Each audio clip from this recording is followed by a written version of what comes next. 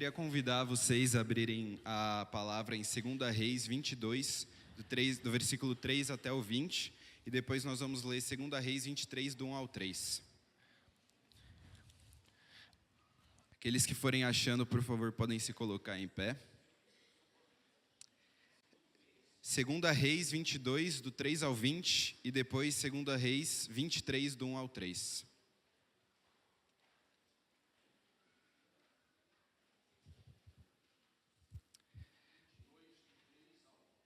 3 ao 20.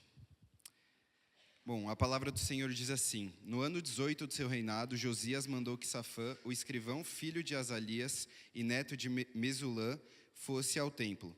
Josias deu a seguinte ordem: Vá falar com Iliquias, o grande sacerdote, e diga a ele que conte o dinheiro que os sacerdotes que tomam conta da entrada do templo têm recebido do povo. Ele que entregue esse dinheiro aos homens que estão encarregados dos consertos do templo.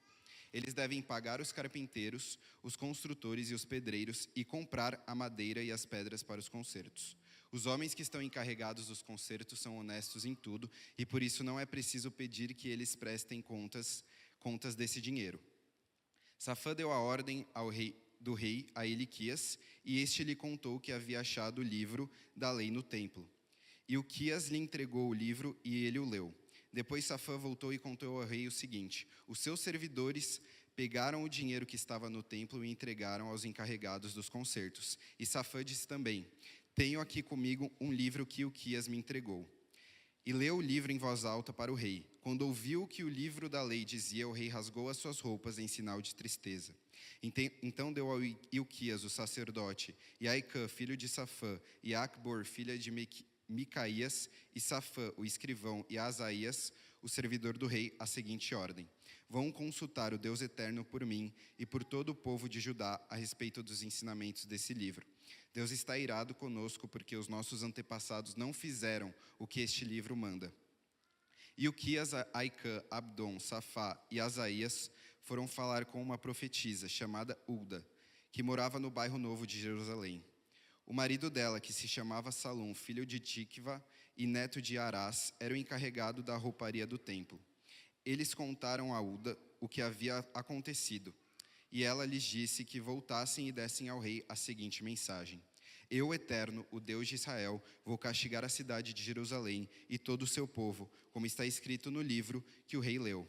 Eles me abandonaram e têm oferecido sacrifícios a outros deuses, e assim me fizeram ficar irado por causa de todas as coisas que têm feito. A minha ira se acendeu contra Jerusalém e não vai se apagar. Eu, Eterno, Deus de Israel, digo isto a respeito do rei.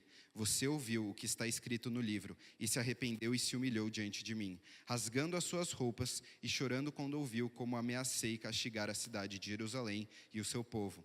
Eu vou fazer que Jerusalém vire um lugar horrível de se ver, e o nome desta cidade será usado para rogar pragas.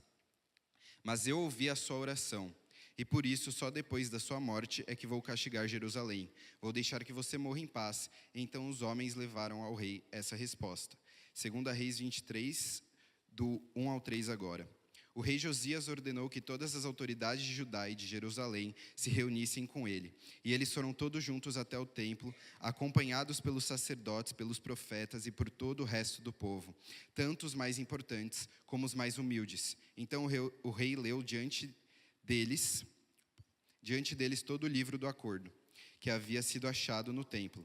Ele ficou perto da coluna real, em pé, e fez com o Deus eterno um acordo, pelo qual lhe obedeceriam e guardariam as suas leis e mandamentos de todo o coração e de toda a alma. E também cumpriram todo o que o acordo mandava fazer, como também escrito no livro, e todo o povo prometeu cumprir o acordo. Vamos orar. Senhor Deus, Pai, em nome de Jesus, abençoe esse momento, Deus. Que a Tua presença, Pai, que a Tua mensagem seja clara e audível nesta noite, Pai. Que os nossos corações possam estar prontos e preparados como uma terra fértil, Pai, para receber as Tuas sementes. E que essas sementes possam criar raízes nas nossas vidas, Pai. Em nome de Jesus, amém. Para quem não sabe, né, podem se assentar. Para quem não estava sabendo, esse final de semana nós tivemos o Acampa Dentro, do Juvenis, e o tema foi Até que Nada Mais Importe. E esse tema ele veio de um livro do Luciano Subirá, um pregador conhecido, pastor conhecido, e nesse livro ele fala sobre a busca incessante pela presença de Deus. E ontem eu estava ali no culto, orando pela presença de Deus e falando com Deus, e eu tinha toda uma outra palavra preparada. Na hora Deus me lembrou desse rei, e aí eu falei, tá bom Deus, se é isso que o Senhor quer falar, então amém. E hoje escrevendo ali, eu comecei a escrever, coloquei o primeiro ponto, eu olhei e falei, Deus, não sei o que falar. E Deus foi colocando as palavras certas no meu coração e na minha mente. Bom, e nesse texto, a gente encontra exatamente o que é falado. Além desses nomes estranhos, né, que era comum naquela época, a gente encontra algo muito interessante nesse texto. O rei Josias, ele foi um rei que reinou em Jerusalém, e na vida dele, quando ele nasceu, Jerusalém tinha se afastado da vontade de Deus e da presença de Deus, e ele, quando ele leu o livro, quando ele se deparou com o livro da lei de Moisés, o coração dele foi atingido de tal forma que ele rasgou as suas vestes, e em tristeza por aquilo que ele leu, ele se arrependeu e convocou todo o povo a voltar aos caminhos do Senhor. Se vocês forem acompanhar os outros capítulos, vocês vão perceber que vários templos dedicados a ídolos eram queimados, várias oferendas que o povo tinha entregado a Baal e a outros deuses também eram queimadas. Os sacerdotes que prestavam culto a esses deuses eram perseguidos, para que houvesse um reparo ali no meio do povo e para que o povo voltasse os seus olhos à presença de Deus. E ali lendo esse versículo, o Espírito Santo falou claramente ao meu coração que uma vida que vive em busca do até que nada mais importe é uma vida que busca a integridade com o Senhor. É uma vida que se consagra diante da presença dEle, dia após dia, em integridade, em adoração a Ele. E o primeiro ponto que é visível nesse versículo é que a palavra de Deus, ela transforma. Quando Josias se deparou e ele leu, e ele ouviu as palavras que saíam da boca do escrivão, o coração dele se encheu da presença, a ponto dele querer transformar tudo aquilo que ele estava vivendo. A palavra de Deus, ela transforma.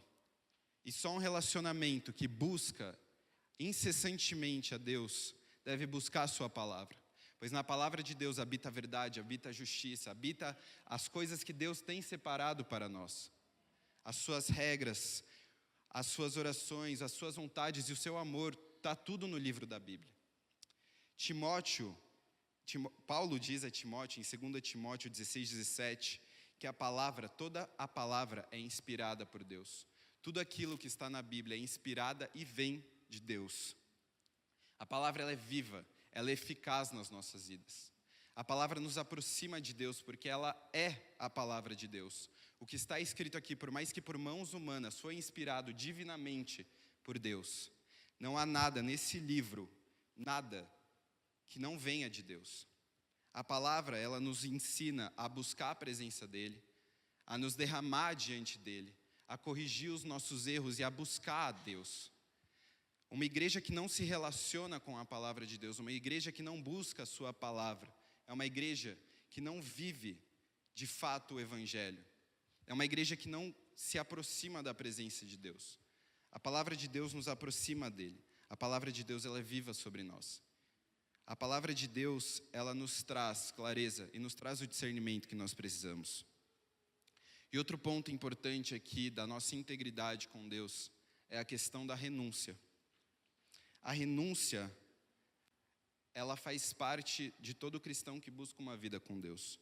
Uma vida que vive o até que nada mais importe, é uma vida que está pronta para fazer renúncias. Queria convidar os irmãos a abrirem a palavra em Filipenses 7:11. Filipenses 7:11.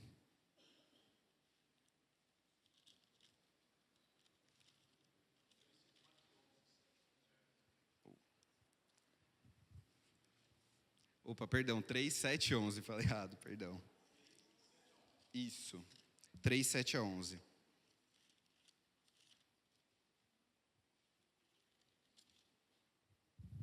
Amém? Todos acharam? Filipenses 3, do 7-11, diz um relato de Paulo a respeito da sua vida e da sua vida com Cristo. A respeito daquilo que Cristo mudou na vida dele. E esse é um dos versículos principais e que levou o Luciano a escrever esse livro, Até que Nada Mais Importe, que inspirou ele. A palavra diz assim: mas por amor a Cristo, todas essas coisas que eu considerava como lucro, agora considero como perda. E não somente essas coisas, mas considero tudo como completa perda por causa daquilo que tem muito mais valor, o conhecimento de Cristo Jesus, o meu Senhor. Por causa dele joguei tudo fora. Considero tudo isso somente como lixo, para que eu possa ganhar a Cristo e estar completamente unido com ele.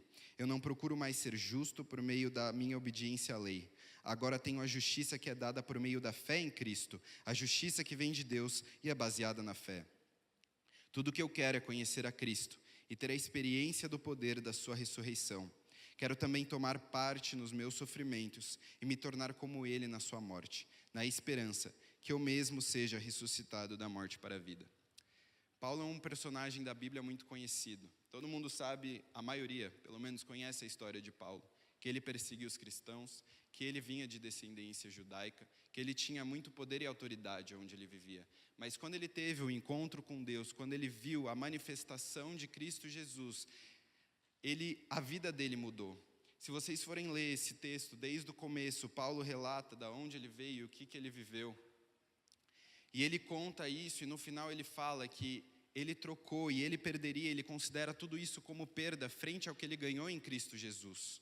Uma vida que busca, ou até que nada mais importa, é uma vida que sacrifica tudo, porque tudo perde valor a partir do encontro com Cristo Jesus. Não há nada e nem ninguém maior que a sua presença sobre nós. Não há nada e nem ninguém mais importante senão Cristo Jesus nas nossas vidas.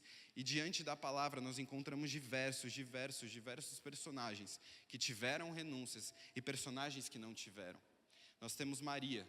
Maria, quando ela encontrou com Jesus, ela se derramou diante da presença dele e entregou tudo o que ela tinha. Porque ao olhar Jesus, ao encontrar Jesus, ela percebeu que nada mais importava. Nada mais tinha valor frente ao que ela tinha encontrado naquele momento. A mulher samaritana que foi até o poço, ela estava em busca de água. Quando ela teve o encontro com Jesus, ela deixou tudo de lado, para que ela pudesse anunciar o encontro que ela teve, anunciar aquilo que ela recebeu naquele encontro. Paulo, o personagem que acabamos de ler, esse relato, também foi outro que renunciou e se separou daquilo, da antiga vida que ele vivia. Mas nós também temos aqueles exemplos que não seguiram. Nós temos o jovem rico, que por mais que ele servia e ele entendia aquilo que Deus tinha para a vida dele, ele seguia a lei e tudo aquilo que Deus tinha preparado para ele. Quando Jesus virou para ele e pediu para que ele deixasse as suas riquezas, para que ele deixasse tudo e seguisse ele não conseguiu. A mesma coisa é com Judas. Judas passou 3 anos caminhando com Jesus, durante todo o ministério de Jesus na terra, até o momento da sua crucificação, quando houve a oportunidade dele trair. E por mais que Judas viu Jesus curando pessoas, Jesus expulsando demônios, Jesus libertando vidas, ele não conseguiu renunciar ao que estava no seu coração, que era o amor ao dinheiro, a ponto de trair o próprio Messias, aquele que veio salvar a humanidade. Ele entregou a vida de Jesus para que ele pudesse satisfazer o seu próprio desejo, a sua própria marca no seu coração. Ele não renunciou e a vida dele, infelizmente, a gente sabe o que acontece depois. Renunciar a si mesmo é compreender e viver a soberania de Cristo sobre as nossas vidas. É você renunciar ao seu eu, renunciar ao seu ego, renunciar aos seus desejos e se derramar diante da presença de Deus, para que ele possa te encher de tal modo que a sua vida toda é transformada, ao ponto de que até que nada mais importe de fato. Nada daquilo que você carrega, nada daquilo que você tem, nada daquilo que a sua vida tem importa mais. Os seus desejos, as suas conquistas, os seus planos, tudo isso é derramado e entregue diante da presença de Deus por compreender e ver e reconhecer a soberania dele sobre as nossas vidas e que os planos dele são maiores do que os nossos. Outro ponto que é importante numa vida que vai até a que nada mais importe é a nossa devoção. Eu queria convidar os irmãos a abrirem em Salmo 51, 10, 13. Um Salmos muito conhecido e muito bonito, inclusive, um dos meus favoritos. Salmo 51, 10 e 13. Amém? Todos acharam? Ó Deus, cria em mim um coração puro e dá-me um espírito novo e firme. Não me expulses da tua presença, nem tires de mim o teu Santo Espírito. Dá-me novamente a alegria da tua salvação e faze que o meu espírito seja obediente. Então ensinarei aos pecadores as tuas leis e eles voltarão a ti. Um outro personagem na Bíblia que a gente sabe que teve muita devoção a Deus foi Davi. Davi, ele era reconhecido como homem segundo o seu coração. E no Salmos 27:4 ele diz: Senhor, uma coisa eu te peço, que eu habite todos os meus dias na sua casa, para que eu possa te contemplar e te adorar. Davi, ele entendia o quão preciosa era a presença de Deus, a ponto dele desejar viver e permanecer diante da presença dele todos os dias, sem cessar.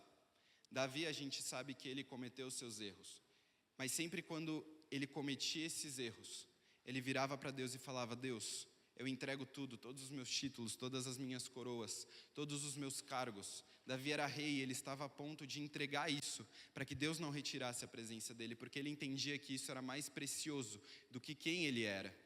Davi, ele não queria perder o essencial na vida dele, que era Deus.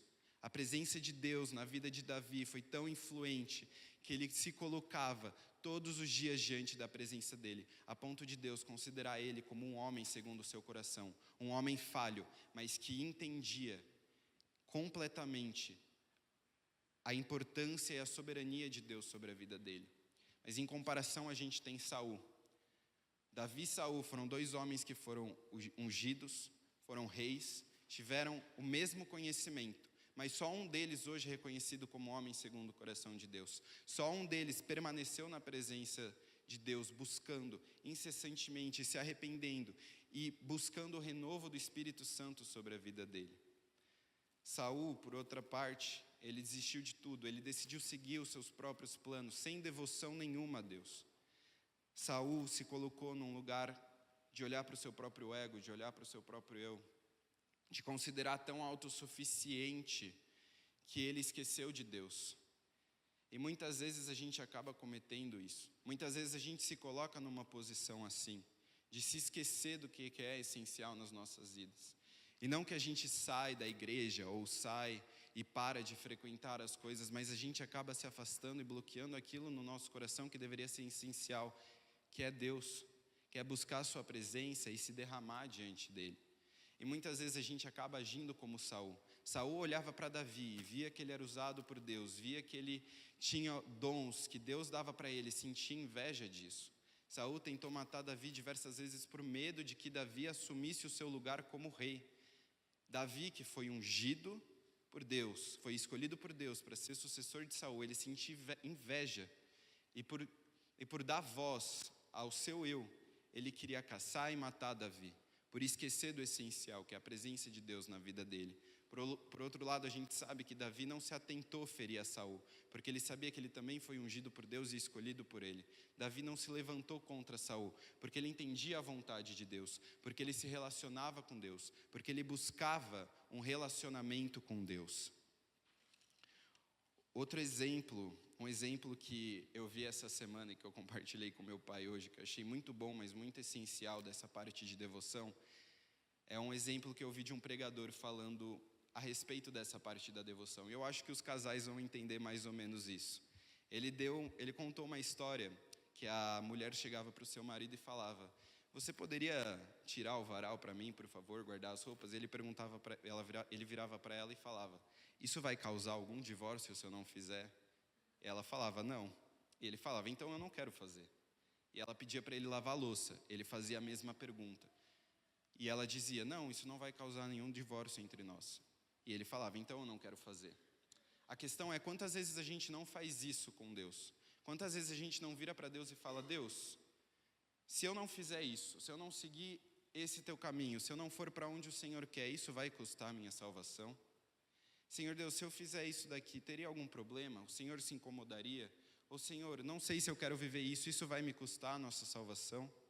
Às vezes a gente se esquece e minimiza a nossa vida com Deus com simples sims e nãos. A gente esquece que Deus é um Deus profundo e que deseja se relacionar conosco. E a gente simplifica Ele.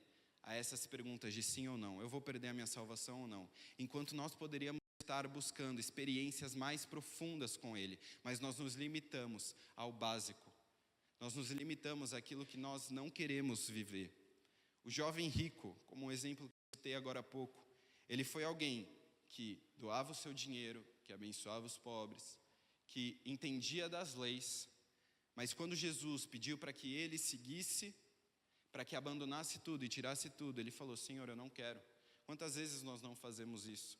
Quantas vezes Deus não nos pede para vivermos algo com Ele, mas por medo de nos aprofundarmos, por medo de sacrificar as coisas nas nossas vidas, nós não o negamos, nós não o afastamos, nós não perguntamos: Deus, isso vai realmente custar a minha salvação? É tão importante eu viver isso? Quantas vezes nós sacrificamos momentos importantes com Deus, em busca de momentos, prazeres momentâneos, situações momentâneas que se passaram? Deus nos chama para viver a profundidade do relacionamento com Ele. Deus nos chama para conhecê-lo de forma íntima. Deus nos chama para conhecê-lo de forma completa. Outro ponto no relacionamento, de até que nada mais importe, é a intensidade do nosso coração e a intencionalidade dele. E eu convido a igreja a abrir novamente a sua Bíblia em Jeremias 29, do 4 ao 13. Jeremias 29, versículo 4 ao 13.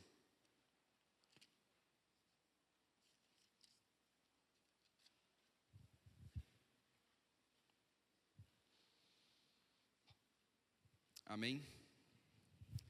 O Eterno Todo-Poderoso, Deus de Israel, diz o seguinte a todos os judeus que ele deixou Nabucodonosor levar como prisioneiro de Jerusalém para a Babilônia: construam casas e morem nelas, plantem árvores frutíferas e comam as suas frutas, casem e tenham filhos, e que os filhos se casem e também tenham filhos. Vocês devem aumentar em número e não diminuir. Trabalhem para o bem da cidade, para onde eu os mandei como prisioneiros. Orem a mim, pedindo em favor dela, pois se ela estiver bem, vocês também estarão. Eu, o Eterno Deus de Israel, os estou avisando para que não se deixem enganar pelos profetas que vivem no meio de vocês, nem por aqueles que dizem que podem adivinhar o futuro. Não deem atenção aos sonhos deles. Eles dizem mentiras em meu nome. Eu não os enviei. Eu, Deus Eterno, falei. O Deus Eterno diz ainda: quando os 70 anos da Babilônia passarem, eu mostrarei que me interesso por vocês e cumprirei a minha promessa de trazê-los de volta à pátria. Só eu os conheço, os planos que tenho para vocês: prosperidade, não desgraça, e um futuro cheio de esperança. Sou eu, o Eterno, quem está falando. Então vocês vão me chamar e orar a mim, e eu responderei. Vocês vão me procurar e me achar, pois vão me procurar com todo o coração. Esse versículo ele relata um momento da vida do povo que eles foram levados cativos até a Babilônia. E nesse momento o povo ele se desesperou e ele começou a clamar: Deus, Deus, nós precisamos voltar para a nossa terra. Deus, onde o Senhor está? E Deus falou com eles: permaneçam firmes e fortes, permaneçam vivendo as suas vidas, mas me busquem, pois um dia eu voltarei e vou resgatar vocês, e vou libertar vocês. E isso aconteceu, Deus estendeu a sua mão para o seu povo e os resgatou. Mas o interessante é que Deus pede para que o seu povo continuasse os buscando. E Ele disse: se vocês me buscarem de todo o seu coração, ali vocês vão me encontrar. E lendo esse versículo, na hora que Deus me lembrou desse versículo, e lendo ali, eu lembrei das nossas vidas também. Nesse momento nós tivemos as eleições, e toda a nossa vida, querendo ou não, nós vivemos nesse mundo, e há uma relação com o povo na Babilônia. Nós não pertencemos a esse mundo, nós vamos morar com Jesus, amém? Jesus vai voltar e vai levar as nossas vidas, mas até esse momento, qual vai ser a nossa intensidade de busca por Ele? Qual vai ser a intenção do nosso coração de buscá-lo, de passar o nosso tempo aqui se derramando diante da presença dEle? Ou nós iremos nos vender diante a tantos prazeres desse mundo? A questão de uma vida que busca a presença de Deus, até que nada mais importe, a sua intensidade e aquilo que de fato Ele busca. E no mundo que nós vivemos existem muitas distrações, muitas coisas que tentam nos cegar e tentam afastar os nossos olhos da presença de Deus. E isso me lembrou de Êxodo 5, não precisa abrir, eu vou falar aqui brevemente. Êxodo 5 relata quando Moisés e o seu irmão, eles vão até a presença de Faraó. Eles pedem para que o povo pudesse sair por um tempo e adorar a Deus. E nesse momento o Faraó, ele fica furioso e ele vira e fala: por que vocês estão pedindo isso para mim? Por que vocês acham que eu vou deixar com que o povo saia e adore ao seu Deus? E o que Faraó ele faz, ele intensifica o trabalho.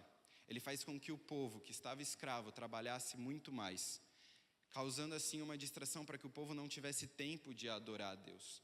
Quantas vezes nas nossas vidas nós não nos deparamos com distrações do dia a dia? Nós não estamos ali no trabalho, nós não estamos ali buscando outras coisas e vem tarefa. Esses dias eu comecei a trabalhar e eu tenho percebido isso, é reunião atrás de reunião e é o chefe procurando, e às vezes você está fazendo uma coisa no horário de almoço e fala: marcaram reunião, vamos ter que terminar o almoço mais rápido e lá. São muitas distrações no nosso dia que tentam tomar a nossa atenção. E quantas vezes nós temos dedicado o nosso tempo para dobrar os nossos joelhos, prostrar os nossos joelhos em adoração e clamar e buscar pela presença de Deus, por entender que isso é essencial nas nossas vidas, por entender que essa é a diferença no mundo. Jesus Cristo, nós devemos buscá-lo independente das distrações, buscá-lo de forma completa, buscando dia após dia, até nos encher de forma completa. O povo passou por isso, por tantas distrações. Se você for pegar o Antigo Testamento, quantas vezes o povo não passava por distrações? Você vai ler Juízes, o povo levanta, o povo cai, o povo levanta, o povo cai, até dá uma canseira às vezes, né? Mas as nossas vidas também é assim. Quantas vezes Deus não coloca as coisas sobre nós e nós nos deixamos levar pelas distrações? Nós não paramos e olhamos: nossa, eu deveria estar buscando mais a Deus. Mas aí quando a gente vai ver, tem mais coisa para fazer e a gente se distrai, a gente se perde e a gente começa a se desesperar. O que Deus tem para as nossas vidas é uma vida de intimidade profunda, que o busca de forma completa, que o busca de forma incessante, sem parar. A vida que Deus tem para nós é uma vida consagrada a Ele, derramada diante da Sua presença. Quantas vezes nós não temos tirado essa distração de nós? E outro texto que me vem à cabeça é Ezequiel 47, que conta sobre o rio. O profeta é levado pelo anjo para adentrar sobre o rio e o anjo começa a medir quanto mais ele vai andando e a água vai subindo dos pés até o joelho, do joelho até a cintura, da cintura até o torso, a ponto dele chegar a um nível onde ele só consegue atravessar o rio a nado.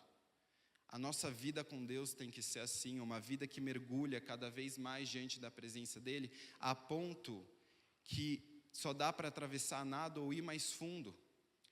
Deus, ele é um Deus extraordinário e completo. Ele é um Deus eterno e Ele tem muito a compartilhar com nós. Nós devemos buscar Ele dessa forma, não parando no raso, não simplesmente parando pela metade, mas nós devemos ir o mais profundo possível.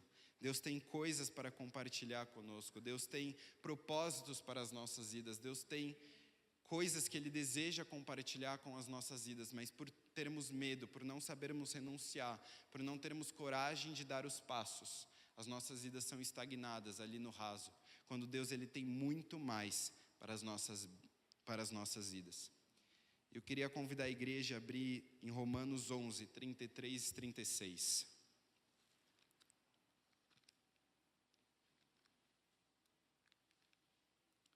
Romanos 11, 33, 36.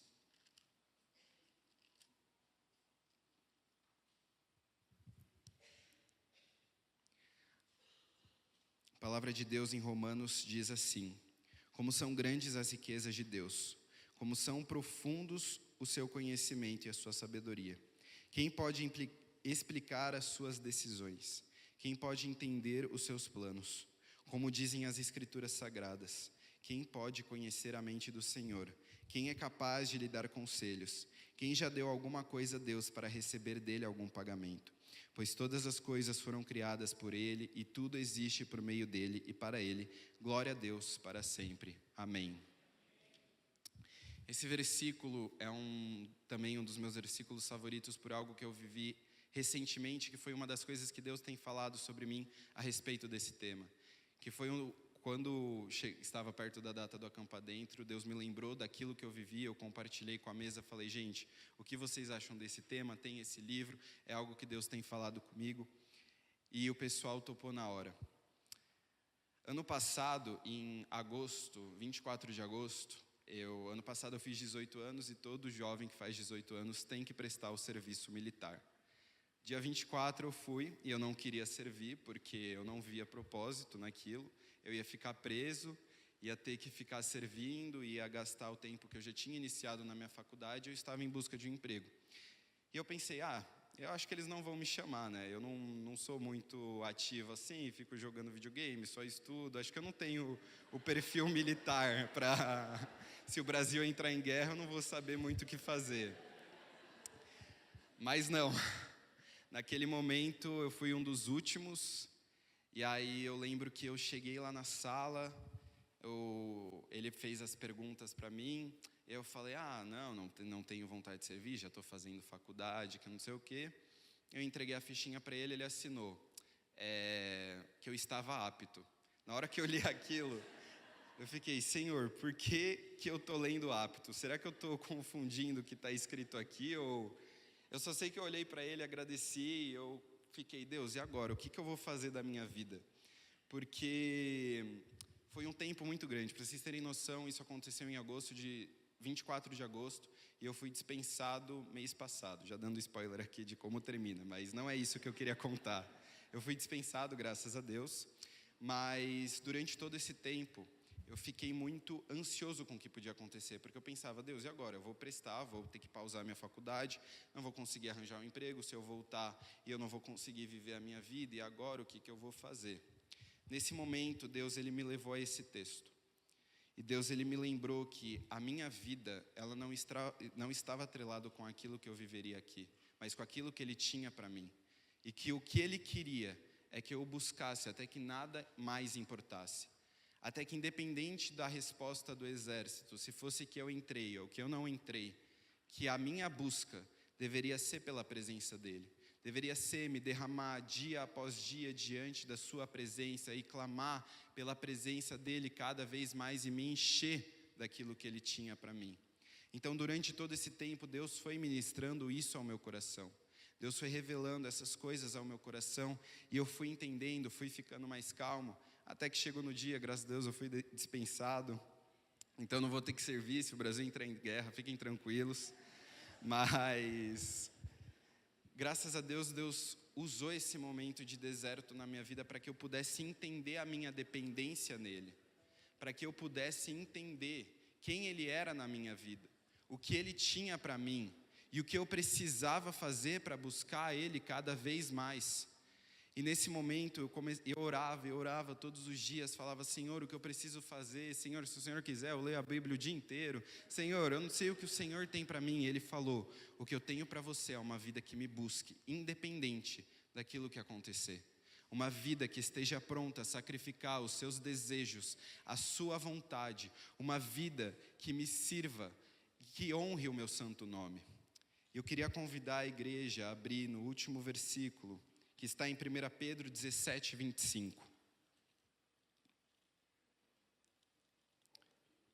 1 Pedro, capítulo 1, do 17 ao 25. Esqueci de... Perdão.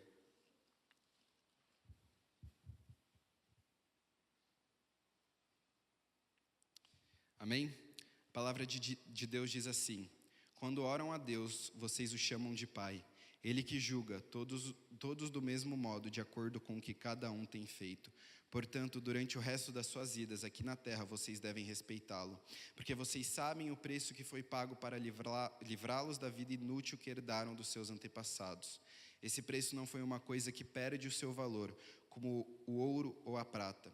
Vocês foram libertados pelo precioso sangue de Cristo, que era como um cordeiro sem defeito e sem mancha. Ele tinha sido escolhido por Deus antes da criação do mundo e foi revelado nestes últimos tempos em benefício de vocês. Por meio dele, vocês creem em Deus, que o ressuscitou e lhe deu glória. Assim, a fé e a esperança que vocês têm estão firmadas em Deus. Agora que vocês já se purificaram pela obediência à verdade. E agora, que já têm um amor sincero pelos irmãos na fé, amem uns aos outros, com todo o coração. Pois vocês, pela viva e eterna palavra de Deus, nasceram de novo como filhos de um Pai, que é imortal, e não de pais mortais, como dizem as Escrituras Sagradas. Todos os seres humanos são como a erva do campo, e a grandeza deles é como a flor da erva. A erva seca e as flores caem, mas a palavra do Senhor dura para sempre. Esta é a palavra que a boa notícia do Evangelho trouxe a vocês. E esse texto foi algo que, quando eu estava fazendo os meus devocionais, me chamaram muito a atenção, porque ele fala sobre as nossas vidas. E aqui eu não só digo como as nossas vidas individuais, mas como uma vida de igreja. O corpo de Cristo reúne pessoas que foram escolhidas, foram salvas, foram libertas pelo preço que Cristo pagou naquela cruz. Nós como igreja, como corpo, devemos buscar a sua presença juntos. Devemos buscar a sua presença de forma incessante, para que o mundo conheça o que Jesus fez naquela cruz. Dentro de nós carregamos a mensagem que liberta, que cura, que transforma vidas. Dentro de nós carregamos o que Deus trouxe para esse mundo, que foi o seu próprio Filho, em amor de nós. Há um mundo que aguarda ansiosamente a revelação dos verdadeiros adoradores, dos verdadeiros filhos, mas nós só nos tornamos verdadeiros adoradores quando nós de fato buscamos a Deus até que nada mais importe. Não tem como nós anunciarmos o Evangelho se nós não nos relacionarmos com a palavra. Que tipo de evangelho vamos estar pregando para as pessoas se dentro de nós não conhecemos a verdade, se dentro de nós não nos derramamos diante da sua presença? Durante esses últimos anos, houveram tantas catástrofes e tantos desastres.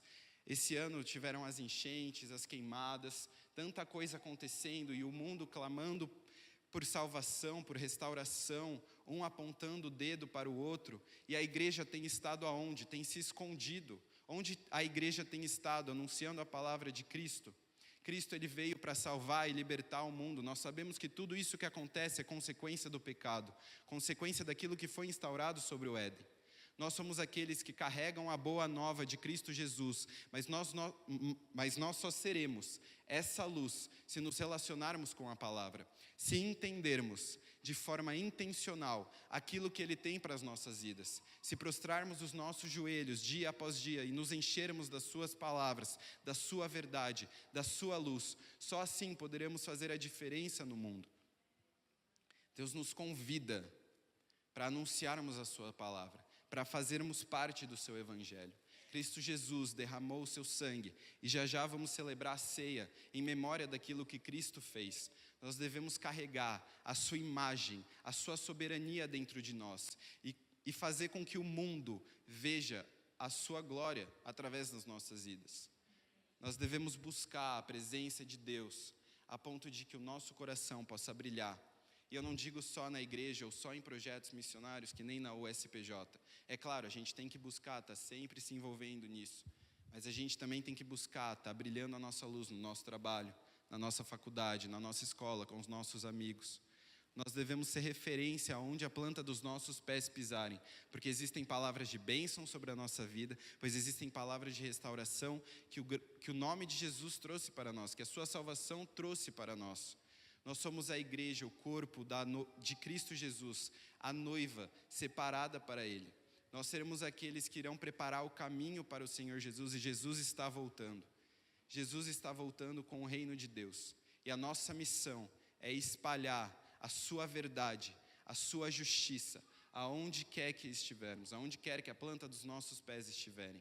Que a nossa vida possa ser uma referência de até que nada mais importe. Que a nossa vida possa ser uma vida que se encha da presença de Deus a ponto de transbordar e aonde quer que nós formos, que ali haja mudança, que ali haja restauração.